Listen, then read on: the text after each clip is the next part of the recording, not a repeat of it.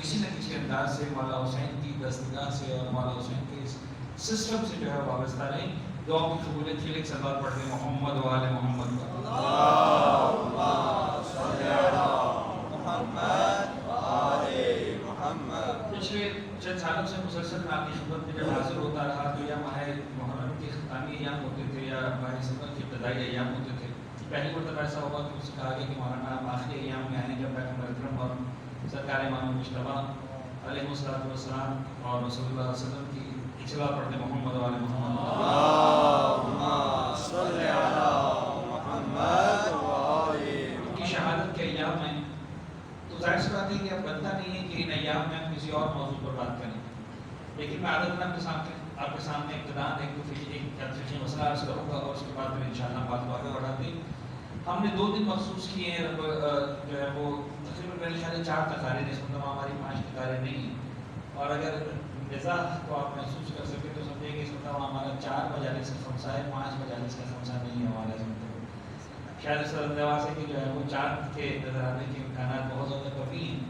اور انشاءاللہ مفتی محمد زئی صاحب کو یقیناً نظر آ جائے گا.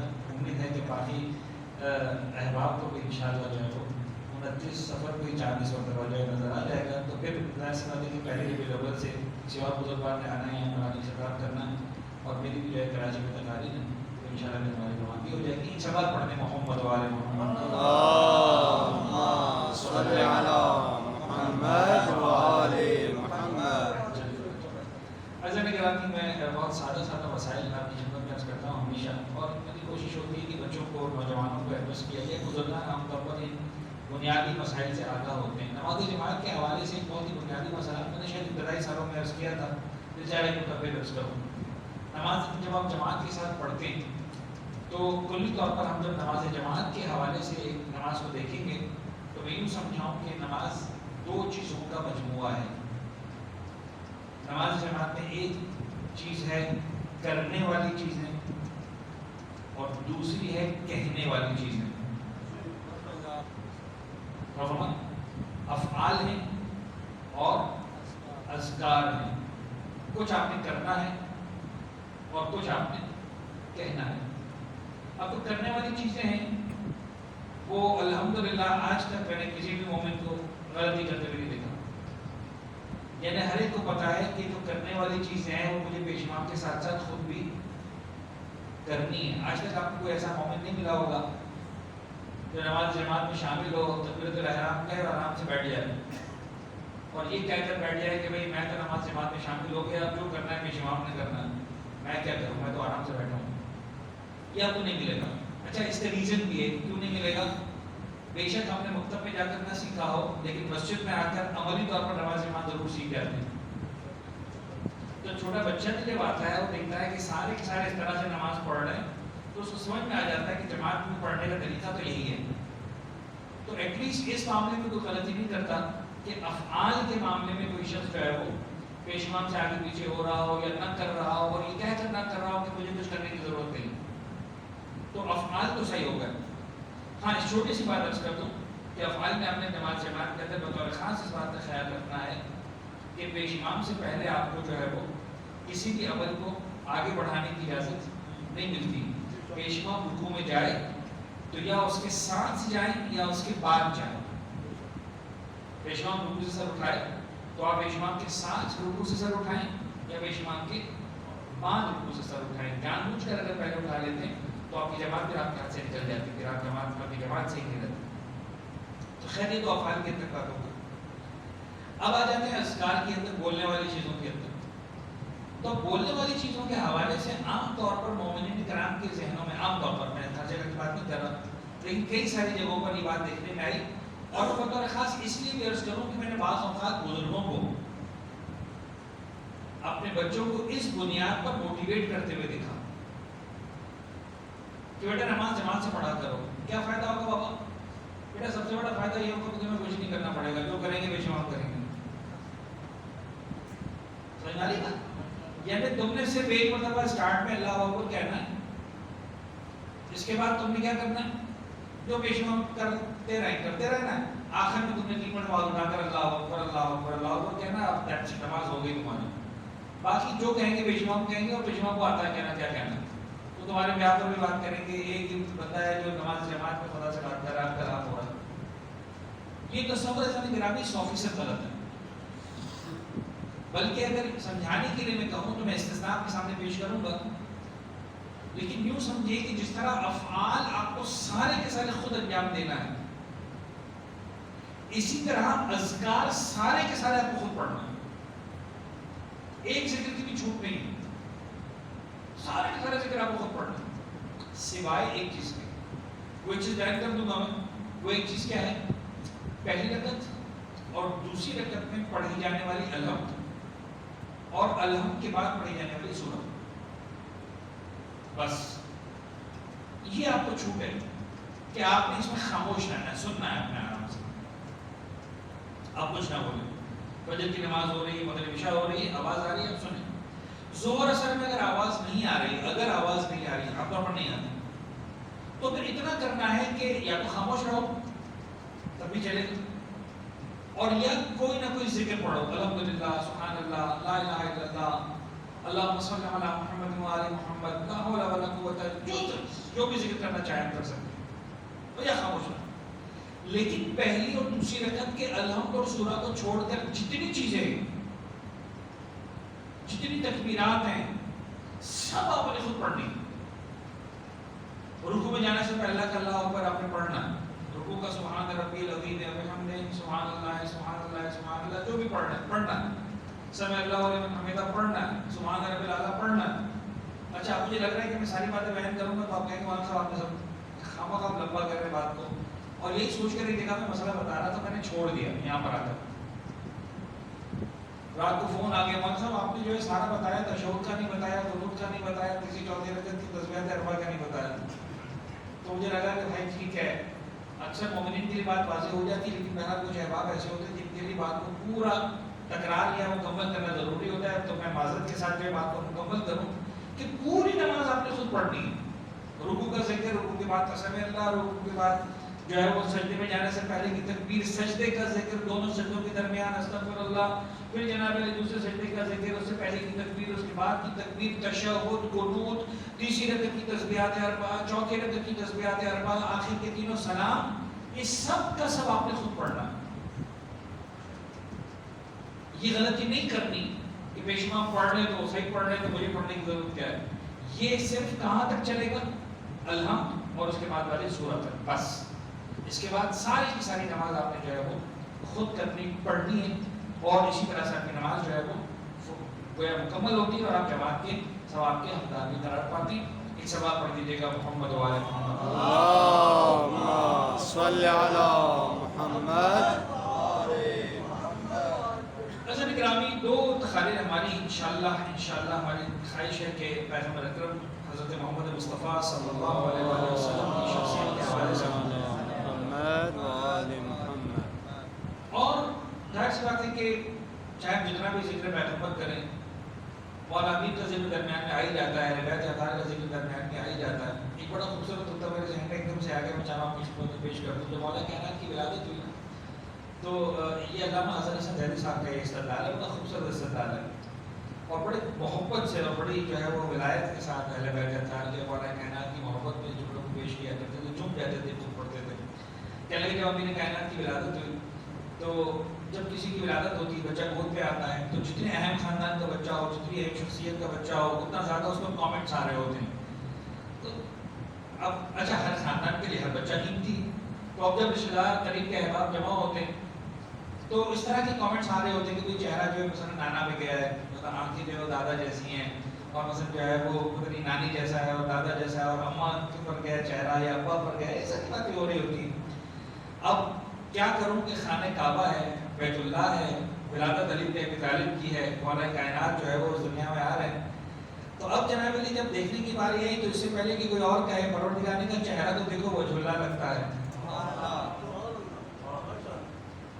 ہاتھوں کو تو دیکھو ید اللہ لگتے ہیں، زبان کو تو دیکھو لسان اللہ ہے، آنکھوں کو دیکھو تو عین اللہ ہے. اچھا پیغمبر نے دیکھا کہ بھائی ابھی تو علی میری گود میں آئے ہیں، چہرہ پروردگار لے گیا، ہاتھ پروردگار لے گیا، آنکھیں پروردگار لے گیا، لسان پروردگار لے گیا. پیغمبر نے دیکھا جو بچائے پکڑ لو. یا علی لحموں کا لحمی، دموں کا دمی، عظموں کا عظمی. یا علی تیرا خون میرا خون، تیرا گوشت میرا گوشت، تیری ہڈیاں میری ہڈیاں. علی آتے ہی تقسیم ہو گیا. آدھا خدا کے حوالے ہو گیا، آدھا محمد کے حوالے ہو گیا. جب بھی علی کا ذکر کیا کرو یہ سوچ کر کیا کرو کہ آدھا محمد کا ذکر کر رہے ہوتے ہو، آدھا خدا کا ذکر کر رہے ہوتے ہو. ایک سوال پڑھے گا محمد وآل محمد.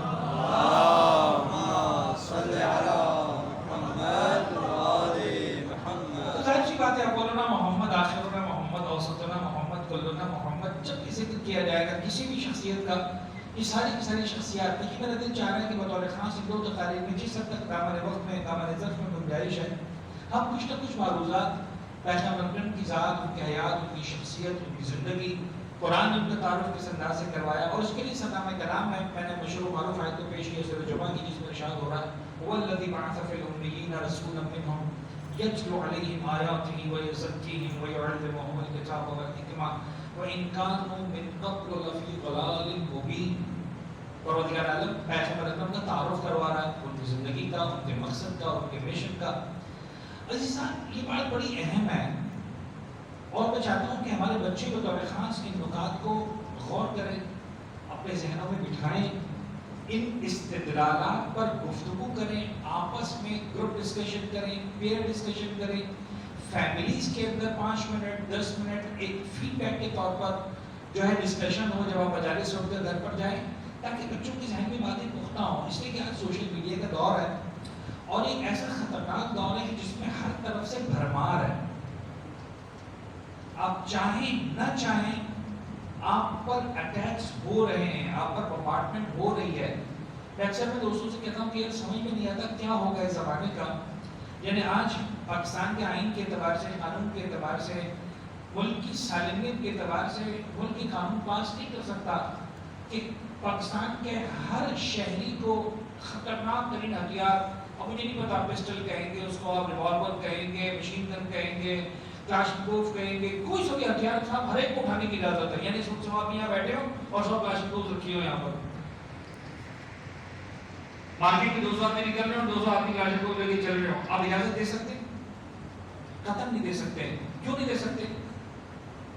اس لیے کہ سر اگرچہ اس کا ایک پہلو یہ ہے کہ یہ انسانی جان کی حفاظت کے لیے ہے. بات پہنچ رہی ہے، اس کو بنایا گیا انسانی جان کی حفاظت کے لیے، لیکن مسئلہ یہ ہے کہ یہ اسی مقصد کے لیے استعمال نہیں ہوتا، انسانی جان لینے کے لیے بھی استعمال ہو سکتا ہے. تو جان انسان کی داؤ پہ لگ رہی ہے اور خطرناک ہے، ہتھیار ہے. اگر اہل کے ہاتھ میں آیا تو جان کی حفاظت ہوگی، نہ اہل کے ہاتھ میں آیا تو جان تباہ ہو سکتی ہے، برباد ہو سکتی ہے، نقصان ہو سکتا ہے. اب مجھے ایمانداری سے بتائیے پوری کائنات میں کون سا انسان ایسا ہوگا جو کہے کہ جان کم قیمتی ہے، ایمان جان زیادہ قیمتی ہے، ایمان کم قیمتی ہے؟ کوئی ہے جو کہے؟ مسئلہ یہ ہے جان گرامی کہ ہمیں کلاشنکوف، ریوالور، پتہ نہیں پسٹل، یہ سمجھ میں آتا ہے کہ جان کا نقصان ہے. ہمیں یہ سمجھ میں نہیں آتا کہ یہ موبائل فون جو ہے یہ اتنا خطرناک ہتھیار ہے، اس سے جان نہیں جاتی، اس سے جاتا ہے تو سیدھا ایمان جاتا ہے. لیکن اتنا خطرناک ہتھیار، اب تھوڑی دیر پہلے جملہ کہہ رہا تھا، آپ کو عجیب لگ رہا تھا کہ 100 آدمی بیٹھے ہوں اور 100 خطرناک ہتھیار یہاں پر موجود ہو سکتا ہے؟ جواب یہ کہ ہو سکتا ہے، نہیں ہو رہا ہے. اس لیے کہ آپ کے ہاتھ میں پسٹل، ریوالور، مشین گن نہیں ہے، لیکن آپ سب کے ہاتھ میں اس سے زیادہ خطرناک ہتھیار، وہ والا ہتھیار آپ کے پاس نہیں جس سے آپ کسی کی جان لے سکتے ہیں، لیکن وہ والا ہتھیار ہم میں سے ہر ایک کے پاس موجود ہے جو کسی کا ایمان چھین سکتا ہے. کوئی قانون نہیں ہے اس پر. تو ہماری مجبوری ہے، اب ہم نے کوشش کرنا کہ جتنا ہو سکے. ظاہر سی بات ہے کہ اب اگر کوئی بات آج ممبر پہ بیٹھ کے یا پارلیمنٹ میں بیٹھ کے بات کرے کہ صاحب پاکستان میں موبائل فون کو بین لگا دیا جائے، تو مجھے لگتا ہے کہ ایسے آدمی کی مجلس پڑھنے کو بین لگا دیا جائے گا، ایسے آدمی کی اسپیچ کرنے میں بین لگا دیا جائے گا کہ صاحب آپ بالکل آؤٹ ڈیٹڈ ہو گئے، دقیانوس سے آپ آئے، پتہ نہیں کون سا شاعر نہیں ہو سکتا. لیکن اب یہ کرنا ضروری ہے کہ جس حد تک ہو سکے ہم اپنے آپ کو ٹرین کریں. Self awareness, self development, community development بتائیں کہ بابا کم از کم اپنی حد تک، یعنی یہ فرش ازا سے بنیادہ سی بات ہونی چاہیے. لیکن خیر میرا دل چاہتا ہے کہ ہم پیغمبر کے حوالے سے کچھ بنیادی معروضات پیش کریں، بنیادی باتوں کو سمجھیں. میں بہت زیادہ گہرائیوں میں نہیں جاؤں گا. مسئلہ یہ ہے کہ آج تک اہل ایمان نے یا اہل اسلام نے، زیادہ بہتر استعمال کرو، اہل اسلام نے ہمارے منہ سے سنا ہے تو علی کو سنا ہے، محمد کو نہیں سنا. میری بات پہنچ گئی کہ کم سنا ہے کہ نہیں؟ خدا کا خاصہ ہم ذکر محمد کی جو ہے وہ خالف نہیں ہے، یعنی پیغمبر اکرم کا ذکر ہماری شان ہے، ہماری آن ہے، ہمارا ایمان ہے. غور فرمانا ہے، یہ نہیں بجائے روشنائی جو دریا تمام تر کاغذ بنے، زمین و فلک اور قلم شجر مل کر لکھیں، سنا تیری جنوں والے بشر لانا پڑے گا. پھر بھی یہ مثال زمان پر بادس خدا بزرگ تو ہی قصہ مختصر. کائنات میں اگر پروردگار کی وجود مقدس کے بعد، کائنات میں اگر پروردگار کی وجود مقدس کے بعد کہ جو فلسفے کی اصطلاح میں واجب الوجود کی ذات ہے، ایک ہی تنہا احد یکتا ذات ہے، اس کے بعد اگر کائنات میں کوئی وجود ہے تو وہ وجود صرف اور صرف پیغمبر گرامی اسلام حضرت محمد مصطفیٰ صلی اللہ علیہ وسلم. اللہم صلی علی محمد و آل محمد. اس انداز سے استدلال بھی ایک الگ انداز ہوگا استدلال کا، بات کو سمجھانے کا کہ جتنے فضائل آپ نے مولا کائنات کے سنے، خدا کرے کہ جب تک سانس میں سانس ہے مولا کے فضائل سنتے رہیں، سر دھنتے رہیں، واہ واہ کرتے رہیں، اپنے دل کو محسوس کرتے رہیں، اپنے ایمان کو تازہ اور تازگی دیتے رہیں، بالندگی عطا کرتے رہیں. ذکر فضائل مولا کائنات انتہائی اہم عبادت ہے اور انتہائی اہم ذمہ داری ہے. یعنی کہ مجھے موقع ملا کسی چوتھی مجلس میں کسی مقام پر تو میں ایک حد تک اس کو ڈسکرائب کرنے کی کوشش کروں گا کہ اسے اتنا نہیں ہے کہ ذاکر منبر پہ آیا یا علی علی کرے آپ نے مینارے لگائے بات ختم ہو گئی. اس کا امپیکٹ ہے، یہ ہماری ذمہ داری ہے، یہ ہماری بنیاد ہے، اس کے بغیر ہم ادھورے ہیں، اس کے بغیر ہم نامکمل ہیں. لیکن اس گرامی جتنے بھی فضائل آپ نے مولا کائنات کے سنے، خدا کرے قیامت تک سنتے رہیں، ان سارے فضائل کے بعد ایک جملہ ہے جو پیغمبر کی عظمت کو کتنی بلندی پر جا کر ہمارے سامنے پیش کرتا ہے. جو مولا کائنات جیسا انسان سر کو جھکا کر کہتا ہے انا عبد من عبید محمد، خدا کی قسم علی بن ابی طالب ان سارے فضائل کے باوجود محمد کے غلاموں میں سے کتنا غلام. مسئلہ ہے کہ تم نے علی کو ہماری زبان سے سنا ہے، محمد کو اپنے مولویوں کی زبان سے سنا. جیسا علی ہم کو سمجھ میں آتا ہے ویسا علی بیان کرتے، جیسا محمد ان کو سمجھ میں آتا ہے وہ ویسا محمد بیان کرتے. ہمیں علی سمجھ میں آتا ہے نفس رسول، ہمیں علی سمجھ میں آتا ہے صاحب لواء الحمد، ہمیں علی سمجھ میں آتا ہے صاحب زمزم، ہمیں علی سمجھ میں آتا ہے صاحب کوثر، ہمیں علی سمجھ میں آتا ہے صاحب دلدل، ہمیں علی سمجھ میں آتا ہے صاحب ذوالفقار، ہمیں علی سمجھ میں آتا ہے فاتح خیبر و خندق. تمہیں محمد سمجھ میں آتا ہے کہ پتہ ہی نہیں چلا کہ وہی آ کر چلی گئی. 40 سال تک تو محمد کو نہیں پتا تھا کہ میں نبی ہوں. وہ تمہارا محمد ہے، مجھے زیب بھی نہیں دیتا اور ہمارے آج کے دور میں مناسب بھی نہیں ہے کہ کسی اعتبار سے بھی فرقہ والی تو خدا کا خاصہ ہوا ہے. آپ یہی ہے نظر گرامی، آج کا جو اہل سنت کا ہمارا بھائی ہے، ہمارے سر کا تاج ہے، ہمیں اسے محبت ہے. وہ ہمارے ساتھ جلوس ادا میں بھی شریک ہو رہا ہوتا ہے، وہ ہمارے ساتھ سبیل لگانے میں شریک ہو رہا ہوتا ہے. کتنے اہل سنت کو میں نے اربعین کے سفر میں دیکھا، اہل سنت ہیں، آپ باقی نماز پڑھنے لیکن مولا حسین کے اربعین میں چلے جانے یا حسین کہتے ہو. میں اس کی بات نہیں کر رہا، لیکن وہاں جہاں غلطیاں ہوتی سمجھانا ضروری ہے. تو ان کی بعض اوقات جملہ کہتے ہیں مجھے ڈر لگتا ہے کہ ایسا نہ ہو کہ آپ کے مولانا صاحب آپ باتیں کرتے کرتے بہرحال فرقہ والیت کی گواہ دے رہے تھے، میں فرقہ گواہ نہیں دے رہا، میں علمی بات کر رہا ہوں. ان پر سے بیٹھ کے اجازت ہوتی ہے. جو تم نے محمد ڈیفائن کیا ہے وہ اور ہے، جو محمد ہم بتاتے ہیں وہ اور ہے. سر وہ محمد اور ہے جس کو 40 سال تک پتہ ہی نہیں تھا کہ میں نبی بننے والا ہوں. وہ محمد اور ہے جو یہ کہتا ہوا نظر آتا ہے کہ جب پوچھا گیا کہ یا رسول اللہ آپ کب سے نبی ہیں تو فرمایا کنت نبی وآدم بین الماء والطین، آدم ابھی مٹی اور پانی کے درمیان سے گزر رہے تھے، میں اس وقت بھی نبوت کے مرتبے پر فائز تھا. سب دونوں میں فرق ہے، زمین آسمان کا فرق ہے.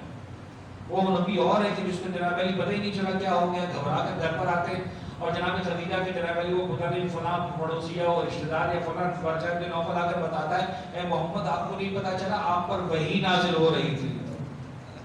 چلیے اور ہے وہ اول ما خلق اللہ نوری اور ہے. پروردگار نے اس کائنات میں جو سب سے پہلے جو نور خلق فرمایا وہ میرے نور مقدس کو خلق فرمایا. ایسا نہیں کہنا یہ عجیب ہے، شان رسالت، مقام پیغمبر، عظمت رسالت، یعنی قرآن کی نگاہوں میں اگر دیکھیں آپ کو پتہ چلے گا کہ پیغمبر اکرم کس بلندی پر ہے. ایک بہت ہی بزرگوار عالم دین کا استدلال کے سامنے پیش کروں اور اس کے بعد جس آیت کو میں نے سرنامہ کلام قرار دیا اس کو تھوڑی سی بات کریں انشاءاللہ اتفاق مکمل ہوگی. لیکن جملہ بڑا امپورٹنٹ ہے, آپ کو ایک غور کریں شان رسالت کے حوالے سے کہ اب اولو العزم انبیاء, اچھا بعض اوقات کچھ چیزیں ہوتی ہیں تقابل سے سمجھ میں آتی ہیں. آپ ایک کمپیریٹیو اسٹڈی کرتے ہیں تو سمجھ میں آتے ہیں کہ صاحب یہ اس بلندی پر ہے تو یہ کس بلندی پر ہے, ان کے ساتھ کیا برتاؤ اختیار کیا گیا, ان کے ساتھ کیا طریقہ اختیار کیا گیا. اب ذرا غور کریں جناب پہلے کہ ایک نبی ایسا گزرا پورے عالم انسانیت میں جسے پروردگار عالم نے اپنا خلیل کہا. چلیے چھوٹا لفظ نہیں, چھوٹا لفظ نہیں, خلیل دوست. پروردگار کسی کو اپنا دوست کہہ رہا ہے, خلیل کہہ رہا ہے. اور جناب ابراہیم کو بھی پتا تھا کہ مجھے پروردگار نے خلیل کا. ایک روایت بڑی خوبصورت ہے, یہ چھوٹی چھوٹی روایتیں ویسے بہت ذکر میں نہیں آتی لیکن درمیان میں لاوالہ کلام میں جس کو کہتے ہیں نا ہماری بندش کشکول کی طرح سے ہوتی ہے, نوٹ بھی ملتا ہے, سکہ بھی ملتا ہے, چلتا رہتا ہے, ساری باتیں ساتھ چلتی رہتی, مقصد ہر ایک کا ایک ہوتا ہے. تو یہ چھوٹی چھوٹی روایتیں سنتے رہے. حتیٰ جناب خلیل کو احساس تھا, کیش کروایا اس جملے کو ایک مرتبہ زندگی میں. کب کیش کروانے کی کوشش کی؟ اپنی موت کے وقت. بڑی خوبصورت روایت ہے, محسوس ہوں گے انشاءاللہ. روایت کا انداز یہ ہے کہ جناب ابراہیم کے پاس, خلیل الرحمن کے پاس جناب ملک الموت آیا کرتے تھے, بیٹھا کرتے تھے, گفتگو کیا کرتے تھے. عزت ہے انبیاء کی, اولو العزم انبیاء کی. ایک مرتبہ جب آئے تو جناب ابراہیم دیکھتے ہی سمجھ گئے کہ آج جناب ملک الموت کا انداز کچھ اور ہے, آج تیور بڑے بدلے ہوئے ہیں. سمجھ گئے کہ گڑبڑ ہے. لہٰذا پہلا سوال جو سلام دعا کا پوچھا وہ یہ پوچھا کہ اے خلیل, اے ملک الموت, آج کیا رپورٹ ہے؟ اکیلے جاؤ گے یا ساتھ لے کر جانے کے چکر میں آئے ہو؟ ملک الموت نے کہا نبی خدا وقت آ گیا, آج ساتھ لے کر جاؤں گا. جناب ابراہیم دیکھا اور لگتا ہے کہ سوچ کے بیٹھے تھے کہ جب یہ بات آئے گی تو اس وقت یہ بات کریں گے. اس وقت کھاتے نہیں, ایک لکل نقطۃ المقام و لکل مقام نقطۃ, ہر مقام کے لیے نقطہ ہوتا ہے, نقطے کے لیے وقت ہوتا ہے, کب اس کو استعمال کرنا ہے, کب اس جملے کو استعمال کرنا ہے. جناب ابراہیم نے کہا کہ ملک الموت ٹھیک ہے, صحیح ہے, حضرت تسلیم خام ہے, جناب ابراہیم سے بڑھ کر کون ہوگا. لیکن پروردگار سے مجھے ایک سوال کا جواب چاہیے, اور جواب یہ چاہیے کہ پروردگار کی طرف سے میں واحد انسان ہوں, بلکہ اس کائنات کا پہلا انسان ہوں جسے پروردگار نے خلیل کہا. آج تک کسی کو یہ ٹائٹل ملا ہی نہیں, کسی کو یہ لقب ملا ہی نہیں, کسی کو یہ خطاب ملا ہی نہیں, کسی کو یہ اعزاز ملا ہی نہیں, کسی کو یہ درجہ اور مرتبہ اور مقام نہیں ملا, مجھے ملا ہے. تو میں پروردگار سے سوال کرنے کا حق رکھتا ہوں, کسی کو اس سے پہلے حق تھا ہی نہیں. اور وہ سوال یہ ہے کہ کیا دوست کبھی اپنے دوست کو جان سے مارتا ہے؟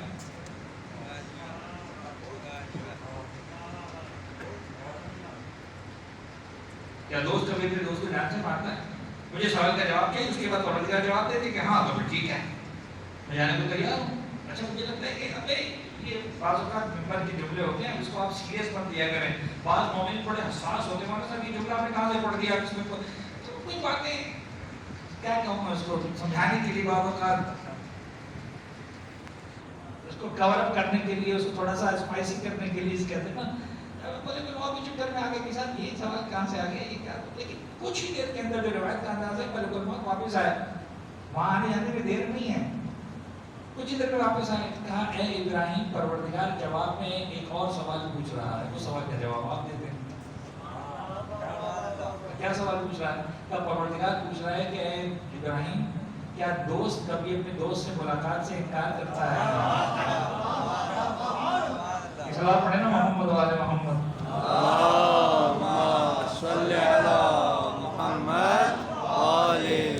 موت کو سمجھے ہے غافل اختتام میں زندگی ہے, شام زندگی, صبح دوا میں زندگی. گرامی موت کی خوبصورتی کے لیے اتنا ہی کافی ہے کہ جب انسان دنیا سے جاتا ہے تو امیر المومنین کی زیارت کے بغیر نہیں جاتا. اتنا گھبرانے کی ضرورت نہیں ہے موت سے. ٹھیک ہے, کل نفس ذائقۃ الموت, جب اہل میں مرسل نہ رہے کون رہے گا. خدا سے دعا یہ نہ کریں کہ موت نہ آئے, خدا سے دعا کریں کہ موت اس وقت آئے جب وہ راضی ہو, رضا کے ساتھ اپنے پار کر رہے ہیں. یہ انسان کے لیے درس کی بات ہے. مجھے نہیں پتا جناب ابراہیم کا یہ سوال پھر خود بخود تقابل ہو جاتا ہے, میں کیسے عرض کروں. ایک وہ انسان ہے جو پوچھ رہا ہے کہ بابا موت اپنے دوست کے موت سے انکرار کرتا ہے، اور ایک کائنات میں ایسا انسان نظر آتا ہے جو نہج بلاغہ میں فرماتا ہے خدا کی قسم ابو طالب کا بیٹا موت سے اتنا مانوس ہے جتنا بچہ اپنے ماں کے سینے سے مانوس نہیں ہوتا۔ کیا بات ہے، نیچے رمضان کی صبح جب ضرورت لگی تو مسکرا کر فنی نے مطلب تو مسکرانا شیسے ہی نہیں، لیکن جب ضرورت لگی تو بے اختیار علی بن طالب کی زبان میں جملہ آیا فست و رب الکعبہ، رب کعبہ کی قسم آج علی کامیاب ہو گیا۔ خیر بات کہیں سے کہیں کر دے گی، جناب ابراہیم اتنا بزرگوار خلیل خدا، لیکن آپ دیکھیں سنے جناب ایک وقت ایسا آیا کہ جب پروردگار عالم کی بارگاہ میں عرض کیا رب ارنی کیف تحیی الموتى، معبود مجھے اتنا بتا تو مردوں کو زندگی کیسے دے گا، تو مردوں کو حیات کیسے دے گا۔ اچھا یہ جو دیکھنا ہے، یہ جو رؤیت کی خواہش ہے، ارنی کیف تحیی الموتى، معبود تو یہ پروردگار کی آیتوں میں سے ایک انتہائی اہم آیت ہے۔ اتنی بات پہنچ رہی کہ نہیں؟ پروردگار کی عظمت کی نشانیوں میں سے ایک انتہائی عظیم نشانی ہے۔ معبود تو کیسے زندہ کرے گا؟ میں دیکھنا چاہتا ہوں، میں تیرا نبی ہوں، میری خواہش ہے کہ میں پہلے سے دیکھوں کہ یہ کیسے ہونے والا۔ ایک چیز بن جائے گی، ختم ہو جائے گی، فنا ہو جائے گی، مٹی ہو جائے گی۔ آج آپ خبروں کو کھولے 1000 سال پرانی خبر، 2000 سال پرانی خبر، آپ کو کچھ نظر نہیں آئے گا، شاید ہڈیاں بھی بچی نظر نہ آئے۔ معبود زندہ کیسے کرے گا؟ جیسے جناب ابراہیم نے اس خواہش کا اظہار کیا، قرآن گواہ ہے کہ جواب دینے سے پہلے پروردگار نے ڈانٹ دیا۔ ابھی لفظ ڈانٹ میں استعمال کر رہا ہوں اس جبلات کو دیکھ کر جو قرآن کا انداز ہے، اولم تؤمن، اے ابراہیم تمہیں ایمان نہیں ہے؟ یعنی جملہ بتا رہا ہے کہ کیوں ایسا سوال کر رہے ہو، کیوں وہ چیز مانگ رہے ہو جو آج تک ہم نے کسی کو مثال کے طور پر نہیں دکھائی، کیوں تم اس بات کی خواہش کا اظہار کر رہے ہو؟ ہم تمہیں اولو العزم بنا کر بھیج رہے ہیں اور تم بجائے دنیا کو سکھانے کے ہم سے پوچھ رہے ہو کہ تو کیسے کرے گا؟ اولم تؤمن، ایمان نہیں ہے۔ میں جناب ابراہیم کی شان کو گستاخی نہیں کر سکتا، اولو العزم نبی ہے، ہمارے آپ کی اوقات نہیں ہے، ان کے قدموں کی خاک کے برابر نہیں ہے۔ اولو العزم انبیاء، اولو العزم انبیاء پروردگار کی برگزیدگار ہے۔ اولم تؤمن، لیکن میرے بزرگان کے زمانے جملہ سنا کہ جناب ابراہیم کو ایسا لگا کہ لینے کے دینے پڑ گئے۔ کیا جواب دے؟ نہیں، معبود ہے اتنا، لیطمئن قلبی، میرا دل چاہتا ہے مزید اطمینان قلب حاصل ہو جائے۔ اب آپ تمام گواہ ہیں جنہوں نے تاریخ ابراہیم، جناب ابراہیم کو پڑھا ہے، سنا ہے کہ پروردگار عالم نے کہا کہ ٹھیک ہے ہم تمہیں دکھانے کو تیار ہے۔ میں بہت لمبا نہیں کرنا چاہ رہا بات کو، لیکن کس طرح سے دکھایا؟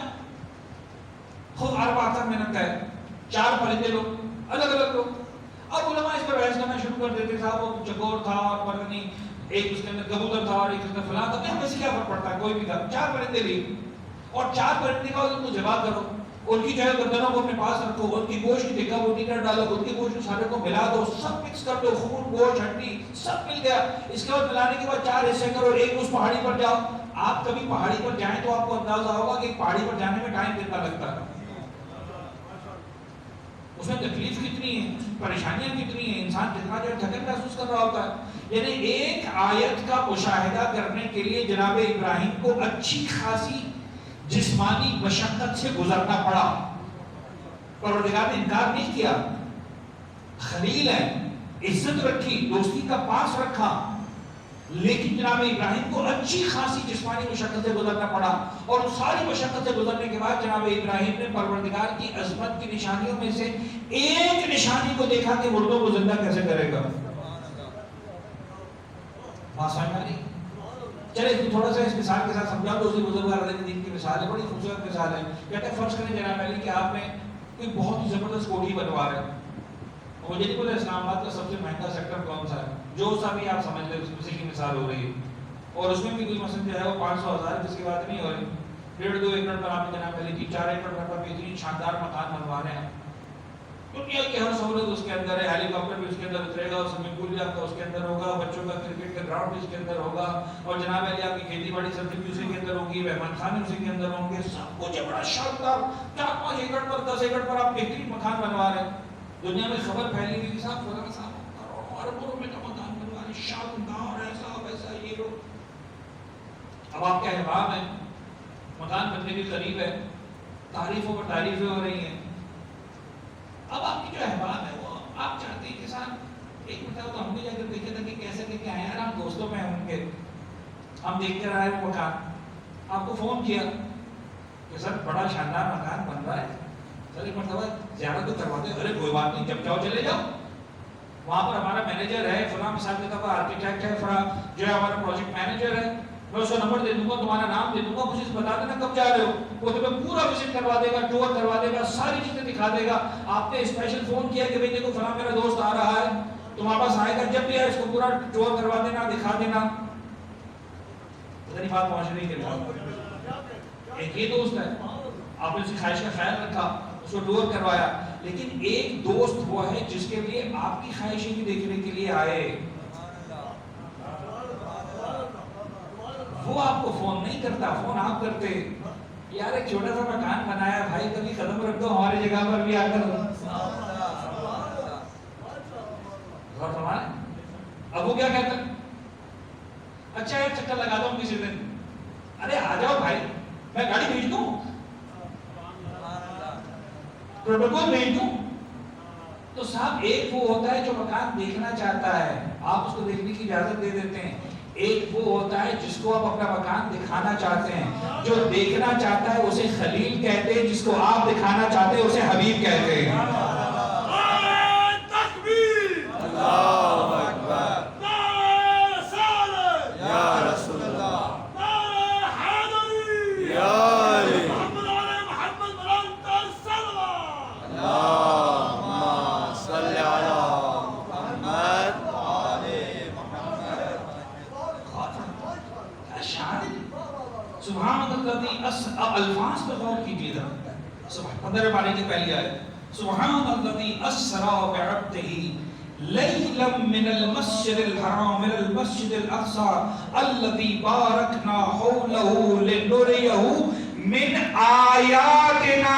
آیت دکھانے نہیں بلایا, آیات دکھانے کے لیے بلایا. اس اللہ پڑھے محمد و آل محمد. اللہم صلی علی محمد وآل محمد. کیا شان ہے جی, یہ ہے عظمت رسالت. محمد کے مقام کو سمجھو, محمد کی عظمت کو سمجھو, محمد کے مقام کو سمجھو. کیا ہے عظمت محمد. سب سورہ قل ہو اللہ احد میں سے جس نے نہیں پڑھا, میں توحید کی تفصیلات اور گہرائیوں پہ نہیں جاؤں گا, لیکن عظمت کو سمجھانے کے لیے کچھ باتیں ضرور کروں گا تاکہ ایک نقطے پر پہنچا سکوں آپ کو. الحمدللہ آپ سنتے رہتے ہیں علماء بزرگان, مجھے معلوم ہے ساتھی میں بڑے بڑے بزرگان آتے ہیں, مجھ جیسا چھوٹا طالب علم تو درمیان میں آ جاتا ہے کہ ٹھیک ہے چلو بڑی بڑی شخصیات آ رہی تو درمیان میں ایک چھوٹا موٹا پلیئر بھی چل جائے گا, ٹھیک ہے جی کروا لیں ان کو بھی یار, تو تھوڑی دیر کے لیے بھیج دو پچ کے اوپر, کوئی مسئلہ نہیں ہے, بچہ ہے سیکھ جائے گا. تو ہم چھوٹے سے طالب علم میں مولا سلامت, بس دعا ہے کہ قبول کرے ہماری حاضری کو, ہمارے مطلب کوششوں کو. لیکن انسان آپ بزرگان کو سنتے ہیں, لیکن یہ انداز میں سنیں, قل هو اللہ احد اللہ الصمد لم یلد ولم یولد ولم یکن لہ کفوا احد. خالص توحید بیان کی پروردگار عالم نے اس کے اندر, یعنی اتنا خالص توحید بیان کی ہے کہ سورہ کا نام ہی پڑ گیا سورہ توحید. یعنی اتنا حساس ہے علماء اس سورہ کے بارے میں, اتنا حساس ہے پروردگار عالم اپنی توحید کے بارے میں.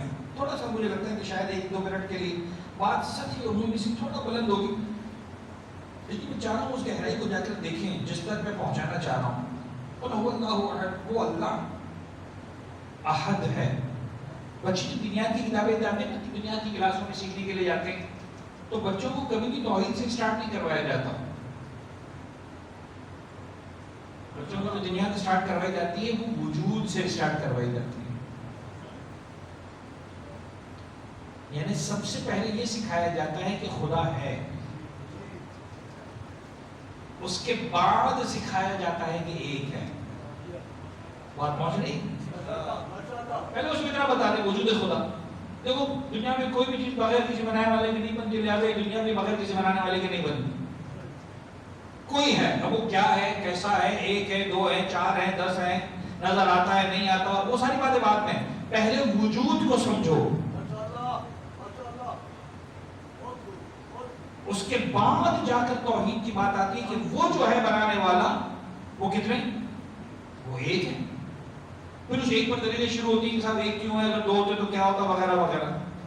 قرآن کا مزاج مختلف ہے. اچھا ایسا نہیں کہ دنیا جو ہمارے علماء پڑھا رہے ہیں جو بچوں کے لیے کتابیں لکھی گئی ہیں وہ غلط لکھی گئی ہیں, بالکل صحیح لکھی گئی ہیں. قرآن لیول ہے قرآن کا. قرآن جب بات سٹارٹ کرتا ہے تو وجود سے سٹارٹ نہیں کرتا, توحید سے سٹارٹ کرتا ہے. وجود کے بارے میں صرف ایک لفظ کہہ کر آگے بڑھتا ہے, هو اللہ احد, وہ خدا,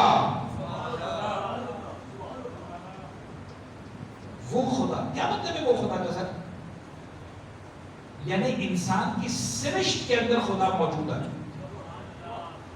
انسان کی فطرت کے اندر خدا موجود ہے, انسان کے وجود. یعنی آج کل تو بڑا آسان ہے بہت ساری باتوں کو سمجھنا. آپ کے ہاتھ میں جب موبائل ڈیوائس آتی ہے, کوئی ٹیبلٹ آتا ہے, تو آپ اس کو بٹن دباتے ہیں, وہ آن ہو جاتا ہے. آپ اس کے ساتھ باتیں کرنا شروع کرتے ہیں, وہ باتیں کس زبان میں کرتے ہیں؟ پریس کرنے کی زبان میں بٹن دباتے ہیں, اس جگہ بٹن دباتے ہیں ایک فنکشن کرتا ہے, ادھر بٹن دباتے ہیں کوئی اور فنکشن کرتا ہے. آپ نے دیکھا ہے مثال کے طور پر نمبر سارے لکھے ہوئے ہیں, آپ یہاں بٹن دبائیں گے تو 3 کا بٹن ہی دبے گا, یہاں بٹن دبائیں گے تو 4 پر دبے گا, یہاں دبائیں گے تو کال کا دبے گا, یہاں دبائیں گے تو SMS کا دبے گا, یہاں دبائیں گے تو ویڈیو کال. یہ کس نے بتایا اس کو؟ تو ایک زبان ہے جو اس موبائل کو پہلے سے سکھا کر بھیجا گیا ہے, وہ اس کے اندر پہلے سے شامل ہے, پہلے سے اس کے وجود میں سکھا دی گئی ہے, اس کو سکھا دیا گیا ہے, بتا دیا گیا ہے, اس کے دماغ میں بٹھا دیا گیا ہے کہ دیکھو جب یہ ہوگا, جب یہاں پر پریس کیا جائے تو اس کا مطلب یہ ہوگا, کچھ اور مت کرنا, یہ پریس ہوگا تو یہ مطلب ہوگا, کچھ اور مت سمجھنا. یہ اس کی فطرت میں بٹھا دیا گیا, شامل کر دیا گیا. وجود خدا انسان کی فطرت میں شامل کر دیا گیا. اور پردہ کون اٹھاتا ہے اس فطرت پر سے؟ یہ محمد و آل محمد کا کمال ہے کہ انسان کی فطرت پر پڑے ہوئے پردوں کو اٹھا کر فطرت کو پالش کرتے ہیں. تھوڑا سا آگے بڑھ کے بات کرو. امام صادق علیہ السلام سرکار ایک سوال کریں, ان کے سامنے ایک دہریہ آ گیا. دہریہ جس کو آج کل آپ کہتے ہیں نا مادہ پرست, ایتھیسٹ جس کو آپ کہتے ہیں, کیا صاحبہ کی خدمت میں. اچھا بڑا زبردست اسکالر تھا اپنے زمانے کا, بڑا زبردست اسکالر. اور یقین جانے سے گرامی, اسکالرز کی عظمت کو ہمارا سلام ہے, انکار نہیں ہے. ہر وہ شخص جس پڑھا لکھا ہے, جس نے محنت کی ہے, جس نے ایکسپلور کرنے کی کوشش کی ہے کائنات کو, اس کی محنتوں کو ہمارا سلام. لیکن یاد رکھنا, جب تک محمد و آل محمد کے علوم سے پالش نہیں ہوتے ہو تو خدا ملتا نہیں ہے. ابھی 3 سال پہلے اسٹیفن ہاکنگ کا انتقال ہوا. کہاں جاتا ہے کہ 20ویں صدی کا اس سے زیادہ پڑھا لکھا سائنسدان کوئی نہیں تھا. اور تقریباً جو میں سمجھاؤں آج تک سارا عالمی انسانیت متفق کے ساتھ اس سے پڑھا لکھا انسان نہیں تھا, لیکن خدا تک پہنچ ہی نہیں سکتا. کیوں نہیں پہنچ سکا؟ اس لیے کہ آل محمد کے در تک نہیں پہنچ سکا.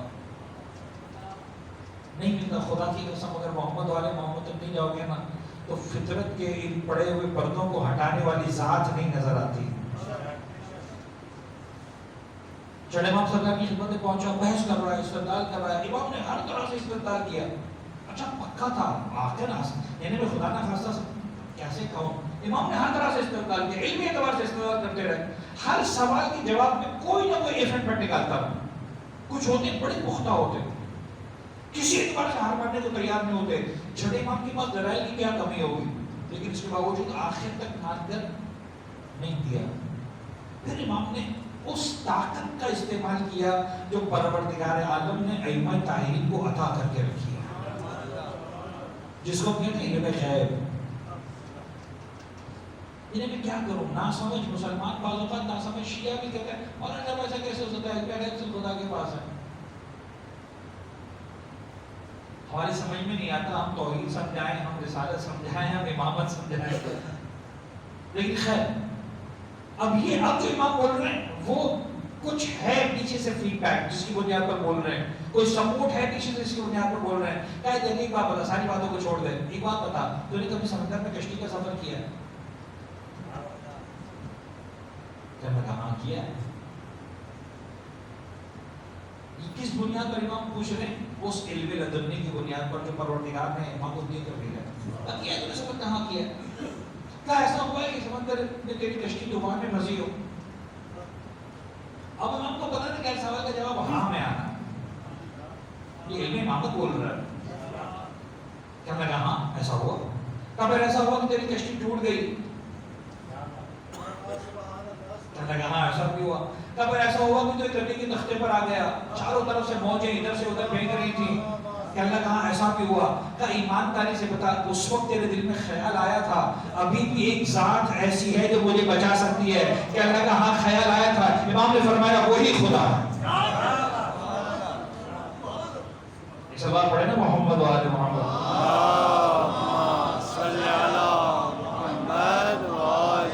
یہ جو ہوا ہے نا, قل هو اللہ احد, یہ ہوا ایک دنیا ہے پوری. وہ نام یقین جانے سے گرامی عربی زبان کے اعتبار سے پروردگار کی توحید پر کوئی حرف نہیں آتا تھا. اگر سورہ قل هو اللہ احد سٹارٹ ہی یہاں سے ہوتا اللہ احد, بالکل صحیح تھا. میں صحیح فکر کر رہا ہوں. جن کو عربی کی الف میں بھی آتی ہے نا ان کو ہی پتا ہے کہ کوئی فرق نہیں پڑتا. اللہ احد بالکل صحیح ہے, جیسے اللہ اکبر صحیح ہے. غور فرمائیں, اللہ احد توحید بھی تھی. هو اللہ احد, وہ وجود خدا, یہ ہوا اس کائنات ہے. خیر, اس کے بعد اللہ احد, پروردگار احد ہے. اتنا حساس ہے پروردگار اپنی توحید کے بارے میں. خدا نہیں کہہ رہا اللہ واحد, خدا کہہ رہا اللہ احد. یعنی جب علماء, اچھا یہ اب ظاہر سی بات ہے کہ ممبر کی بات نہیں ہے, عوام الناس بعض اوقات گھبرا جاتے ہیں جملوں سے, لیکن جب حوضے میں بیٹھے ہوتے ہیں نا علماء, جب تربیت دے رہے ہوتے ہیں اپنے بچوں کو, شاگردوں کو, کہتے ہیں اللہ احد کا ترجمہ کیا ہے؟ تو کہا صاحب اللہ ایک ہے. کہا کفر پکڑے ہو تم. ابھی آپ کو میں نہیں کہہ رہا ہوں, آپ میں نے نہ سمجھا, وہ تو اللہ کی تربیت کے لیے. کہا تم نے کہا نا اللہ ایک ہے, تم کفر پکڑے ہو. اس لیے کہ اللہ ایک ہے کے لیے عربی ہے اللہ واحد. پروردگار نے نہیں کہا اللہ واحد, خدا نے کہا اللہ احد.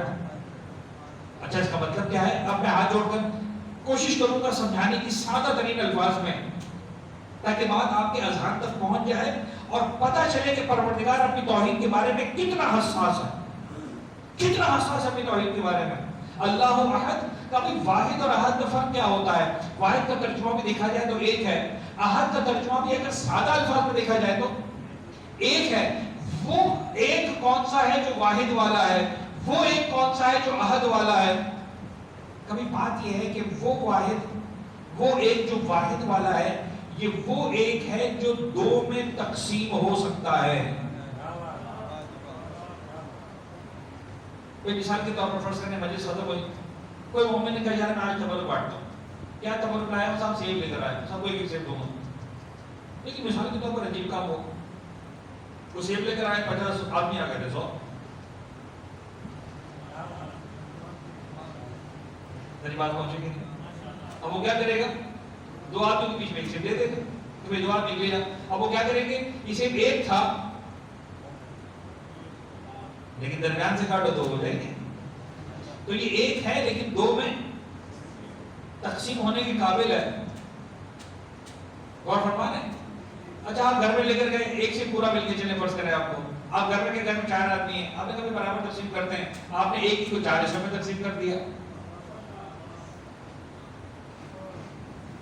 اچھا فرض میں جناب علی کے 2 حصے ہو گئے تھے, آپ نے دونوں کو دوبارہ جوڑ دیا. اب اس انداز سے تو نہیں جڑیں گے, لیکن کہا یار مکمل دوبارہ چلو, تو 2 کا واپس 1 ہو گیا. 4 تھے, 4 تو دوبارہ 1 ہو گیا. تو ایک ایسا ایک ہوتا ہے جو 2 میں تقسیم ہو جاتا ہے, 4 میں تقسیم ہو جاتا ہے, جوڑتے تو دوبارہ 1 بن جاتا ہے. اس کو کہتے ہیں ایک واحد والا. ایک ایسا ایک ہوتا ہے جو تقسیم ہونے کے قابل نہیں ہے, جس کو ایبسولوٹ ون کہتے ہیں. کائنات میں اس کی کوئی ایگزامپل نہیں ہے, اگر ایگزامپل ہے تو رب العزت کی ذات کی ایگزامپل ہے. اس کی چھوٹی سی ایگزامپل, بہت ہی حساس, اگر ایگزامپل دے کر سمجھانے کی کوشش کروں, اس لیے کہ احساس کے ذریعے سمجھا سکوں گا, ذات کے ذریعے نہیں سمجھا سکوں گا. پتہ نہیں کیسے الفاظ کو استعمال کر رہا ہوں, سمجھ میں نہیں آ رہا. بہت حساس مراحل ہیں, لیکن سمجھانے کے لیے ایک چھوٹی سی ایگزامپل بنانے کی کوشش کر رہا ہوں. نہیں سمجھ میں آئے تو واپس, یعنی جو سمجھے کہ میرے بیان کا قصور ہے, میرے جہالت ہے اس کے اندر, آپ کی اس میں نادانی نہیں ہے. یعنی مٹھاس, اس مٹھاس کو آپ 2 حصوں میں تقسیم نہیں کر سکتے. چینی کی 1 چمچ کو 2 کر سکتے ہیں. میٹھا اور ہے, مٹھاس اور ہے. غورت سمجھ پروردگار اتنا حساس ہے کہ کہا کہ میں واحد نہیں ہوں. قل هو اللہ احد، وہ اللہ احد ہے. تو اس کا ترجمہ علماء کیا کرتے ہیں؟ کبھی سمجھانے کے لیے نیا لفظ استعمال کرنا پڑے گا. کہا وہ احد ہے یعنی یکتا ہے، وہ واحد نہیں، وہ ایک نہیں ہے. لہذا اردو زبان میں ایک نیا لفظ لے کے انٹروڈیوس کرنا پڑا. ایسا ایک جو قابل تقسیم نہ، اس کو کیا کہیں گے؟ یکتا کہیں گے. لیکن بہرحال یکتا ہی میری پہنچائے نہ پہنچائے، احد وہ میری پہنچا رہا ہے. پروردگار اپنی توحید کے بارے میں اتنا حساس ہے. اتنا حساس سمجھ میں آ گیا؟ اچھا، اتنا حساس ہونے کے باوجود ایک عجیب نقطہ ہے. اب پورا سورۃ توحید نہیں پڑھنا آپ کے سامنے. اللہ الصمد کے اندر کیا راز چھپا ہے، لم یلد کے اندر کیا راز چھپا ہے، لم یولد کے اندر کس چیز کی نفی ہو رہی ہے، لم یکن کفوا احد کیا ہے اس کے اندر، لم یکن کفوا احد کس مقام پر پروردگار پہنچانا چاہ رہا ہے. کوئی یعنی وہ صمد ہے، وہ ہر طرح سے بے نیاز ہے. کیا ہے اس کا مطلب بے نیاز؟ ذات صمد کا مطلب کیا ہے؟ یعنی آپ کبھی تفاسیر کو اٹھا کر دیکھیں، ائمہ تعین کے بیانات کی بھرمار نظر آئے گی آپ کو. لفظ صمد کو سمجھانے کے لیے مولا حسین نے الگ انداز سے صمد کو سمجھایا ہے، امیر کائنات نے الگ انداز سے صمد کو سمجھایا ہے، امام صادق نے الگ انداز سے صمد کو سمجھایا ہے، امام حسین کاظم نے الگ انداز سے صمد کو سمجھایا ہے. علماء نے بیانات کو اکٹھا کیا ہے، عوام الناس کو سمجھانے کے لیے اور طرح کے الفاظ استعمال کیے ہیں. وہ صمد ہے، وہ ہر طرح سے بے نیاز ہے. کسی قسم کے نیاز نہیں ہے اس کے پاس، کسی قسم کی لالچ نہیں ہے، کسی قسم کی نیڈ نہیں ہے. ہر طرح سے پروردگار عالم اس پوری کائنات سے بے نیاز ہے. لم یلد ولم یولد، نصرانیت کے عقیدے کی، یہودیت کے عقیدے کی جو ہے وہ نفی ہو رہی ہے. وہ کسی کا باپ نہیں ہے، کسی نے اس کے پاس یہ جنم نہیں لیا. لم یلد ولم یولد ہے. ولم یکن لہ کفوا احد، اس کا کوئی کفو نہیں ہے. اور پھر پروردگار عالم لفظ احد استعمال کر رہا ہے. لم یکن لہ کفوا احد، کوئی احد نہیں ہے دنیا کے اندر کہ جو پروردگار کا کف بن سکے، ہمسر بن سکے، برابر بن سکے. اب کیا کروں، جب یہاں تک پہنچتا ہوں نا خدا کی قسم ایک لفظ ضرور ذہن میں آتا ہے. کف کے لیے پروردگار نے کہا کہ کوئی نہیں ہو سکتا. یعنی کائنات میں صرف دو ہستیاں ہیں جہاں پر یہ بلندی نظر آئی. ایک پروردگار کے لیے نظر آئی کہ پروردگار کا کوئی کف نہیں ہے. ایک فاطمہ زہرا کے لیے نظر آئی، لولا علی لما کانت فاطمہ کفوا، جو لفظ پروردگار نے اپنے لیے استعمال کیا، محمد عربی نے فاطمہ زہرا کے لیے استعمال کیا. خدا کی قسم اگر کائنات میں علی نہ ہوتا، فاطمہ زہرا کا کوئی کفو نہیں بن سکتا تھا. احد نہیں تھا اس دنیا کے اندر جو کفو بن سکتا. فاطمہ زہرا میں سلوات پڑھے محمد والے محمد.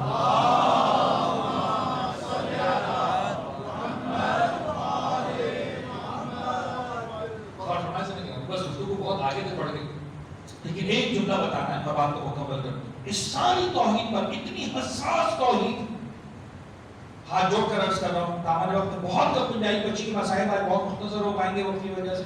کل انشاءاللہ تابوت کی برآمد کی بھی انشاءاللہ تھوڑا سا تفصیل سے مسائل پڑھوں گا. لیکن ایسا نہیں گرامی، اتنا حساس پروردگار اپنی توحید کے بارے میں، اتنا پرسکرائب پروردگار. علم کے اعتبار سے ایک سوال ہے، پالنے والے کہ شروع میں کل کیوں لے کر آ گئے؟ بات پہنچی ہے، کل کیوں لے کر آ گئے؟ خدا گواہ ہے اگر لفظ کل ہٹا دیا جائے تو توحید اتنی خالص ہو جاتی ہے کہ اس کے اندر کچھ بھی شائبہ نہیں آتا. کل کہہ کر ایک شیر آ گیا، اے محمد تم کہو. پالنے والے تم کہہ رہے ہیں میں سمجھ ہوں، تو بات پہنچ رہی کہ نہیں؟ محمود تو اتنا حساس ہے، تو کہہ رہا ہے میں احد ہوں، تو کہہ رہا ہے میں سمد ہوں، مجھے کسی کی نیاز نہیں ہے. محمود جب تجھے نہیں ہے کسی کی نیاز، عربی زبان کے اعتبار سے، فصاحت کے اعتبار سے، بلاغت کے اعتبار سے، علم کے اعتبار سے، کلام کے اعتبار سے، ہر اعتبار سے سورہ مکمل ہے. اگر کہا جائے بسم اللہ الرحمن الرحیم، هو اللہ احد اللہ الصمد لم یلد ولم یولد ولم یکن لہ کفوا احد، محمود خالص توحید مکمل خالص ہو جائے گی. یہ کل کہہ کر تھوڑا سا شائبہ آ رہا ہے، کیوں محمد کو درمیان میں لے کر جایا جا رہا ہے؟ محمد آ کر کیوں بتائیں، کیوں محمد کی ضرورت پڑ گئی دنیا تک پہنچنے کے لیے؟ خدا متعال کہے گا میں جتنا بھی حساس ہوں اپنی توحید کے بارے میں، یاد رکھنا اپنے محمد کے لیے بھی اتنا ہی حساس ہوں. میری توحید کے باوجود محمد کے وسیلے کے بغیر تم تک پہنچنا پسند نہیں کرتا.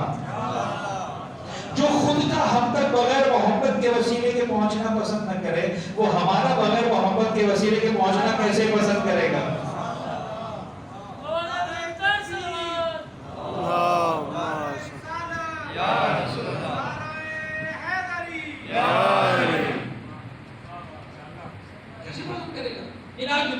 خدا تک نہیں پہنچ خدا سے جو ڈائریکٹ بات یہ ہمارے بچوں سے سوال بہت پوچھا جا رہا ہے. اچھا بعض اوقات اتنا سادہ بنا کر پوچھا جاتا ہے بچے تو کہتے ہیں بات تو صحیح ہے.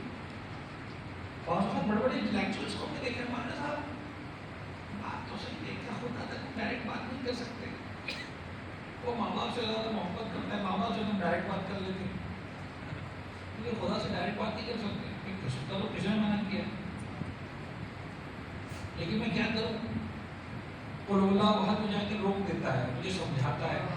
بھائی دیکھیں یہ جو ڈیبیٹ ہو گئی نا آج کے دور میں اتنا تو مانو کی ڈیبیٹ ہے کہ یار خدا تک ڈائریکٹ جانا زیادہ اچھا ہے یا محمد والے محمد کے وسیلے جانا. یہ ڈیبیٹ ہے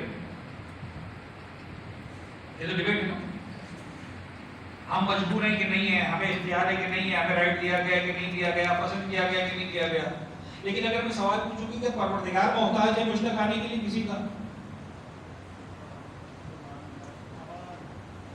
وہاں تو ہر طرح سے اختیار مطلق ہے نا وہاں تو ہر طرح سے قدرت مطلق ہے تو وہاں پر تو کسی قسم کا جبر نہیں ہے. پروردگار مجھ سے ڈائریکٹ آ سکتا تھا آیا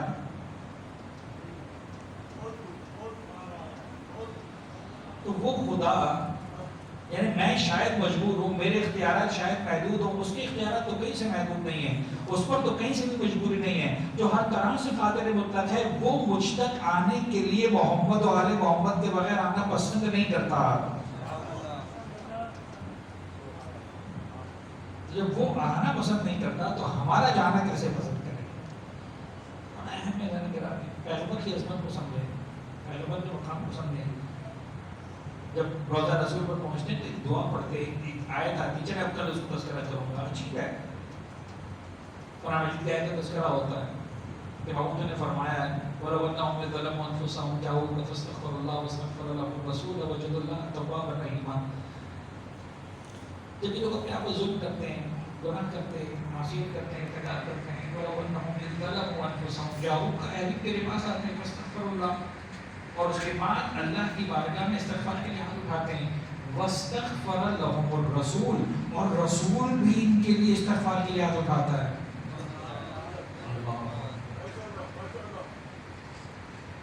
ہو سکتا ہے استغفار ابو العزت کی بارگاہ میں خدا کہتا ہے نہیں ایسا مزہ نہیں آتا جب تک محمد تمہاری بات نہیں کرتا ہمیں مزہ نہیں آتا معاف کرنے میں.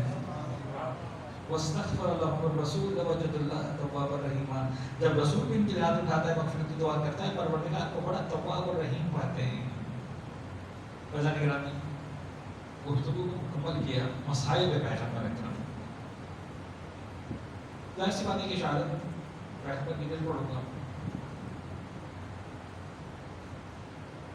کیا عرض کروں پیغمبر اکرم کے حوالے سے یہ جملہ عرض کروں مدینہ منورہ کی تاریخ سے پیغمبر کی زندگی کی جو مصائب ہیں ان میں سے ایک مصائب کا تذکرہ کروں. احد کا میدان تھا اللہ کے رسول احد کے میدان میں کھڑے تھے. تاریخ احد فضائل احد مصائب احد کو نہیں پڑھ رہا. جناب حمزہ کی شہادت ہے البتہ امیر کائنات کے ذوالفقار بھی آئی بڑی شان کے ساتھ میرے مولا نے دین کی حفاظت بھی فرمائی اللہ کے رسول کی حفاظت بھی فرمائی. لیکن تاریخ میں ایک واقعہ ملتا ہے بس وہی میں سمجھیں کہ آج پیغمبر اکرم کی بارگاہ میں نذرانے کے طور پر پیش کر رہا ہوں. میری طرف سے بھی بھروسہ ہو آپ کی طرف سے بھی بھروسہ ہو. جناب حمزہ کا جنازہ پڑا ہوا تھا. مدینہ منورہ میں خبر پہنچی کہ پیغمبر اکرم خدا نخواستہ شہید ہو گئے. پیغمبر کی پھوپھی ہے جناب صفیہ جناب حمزہ کی سگی بہن ہے. ان کو پتہ چلا کہ جناب پیغمبر اکرم شہید ہو گئے جناب حمزہ شہید ہو گئے. پریشان ہو کر بے اختیار مدینہ منورہ سے باہر آئی احد کے میدان کی طرف. اب ظاہر سی بات ہے اس دور کا مدینہ اس دور کا احد 4-5 کلومیٹر سے زیادہ کا فاصلہ ہے شاید 7-8 میل کا فاصلہ ہے. لیکن کہاں میں کچھ بھی جاؤں گی پہنچوں گی احد کے میدان تک ہے. راستے میں کسی نے بتا دیا ان کو کہ محمد زندہ ہے کچھ نہیں ہوا کہ جب تک اپنی آنکھوں سے نہیں دیکھوں گی چین نہیں آئے گا. جب تک محمد اپنی آنکھوں سے نہیں دیکھوں گی مجھے چین نہیں آئے گا. اچھا اس دوران احد کے میدان کا نقشہ بدل چکا تھا. فوج کفار بھاگ چکی تھی. شہداء کے جنازے پڑے ہوئے تھے. جناب حمزہ کے جنازے کے ساتھ بڑی بے حرمتی ہوئی تھی. جو آپ سنتے نا ہندائے جگر خار، اللہ اکبر. بعض وقت علماء کہتے ہیں کہ مسائل کو پورا پڑھا کرو، ہر بات اشاروں میں مت کیا کرو تاکہ پتہ چلے آل محمد پر ظلم کیا کیا ہوا. یعنی اتنی ظالم عورت تھی، جناب حمزہ کے جنازے کے پاس بیٹھی، خنجر نکال کر جناب حمزہ کے بدن اقدس کو چاک کیا، بدن سے جگر نکال کر اس نے اپنے منہ میں چبایا ہے اس عورت. آپ دشمنی کا اندازہ کریں، یہ دشمنی کربلا تک ایک دن میں نہیں آئی ہے، یہ ایک دن میں نہیں آئی، یہ پروان چڑھی ہے نسلوں میں. جناب حمزہ کی جنازے کی بڑی اچھی مناسب ہے، غربتی ہوئی تھی، بڑی اچھی مناسب. جناب صفیہ جب نزدیک پہنچ گئی، پیغمبر کو پتہ چلا جناب صفیہ آ رہی ہیں، اللہ کا رسول رحمت للعالمین نبی. جیسی خیال آیا جناب صفیہ نزدیک آ رہی ہیں، اصحاب نے کہا کہ اصحاب کچھ بھی کرو کہ چاندی کا ٹکڑا ڈھونڈ کے لاؤ، جناب حمزہ کے جنازے پر ڈال دو، بہن بھائی کے جنازے کو دیکھ کر برداشت نہیں کر سکتے.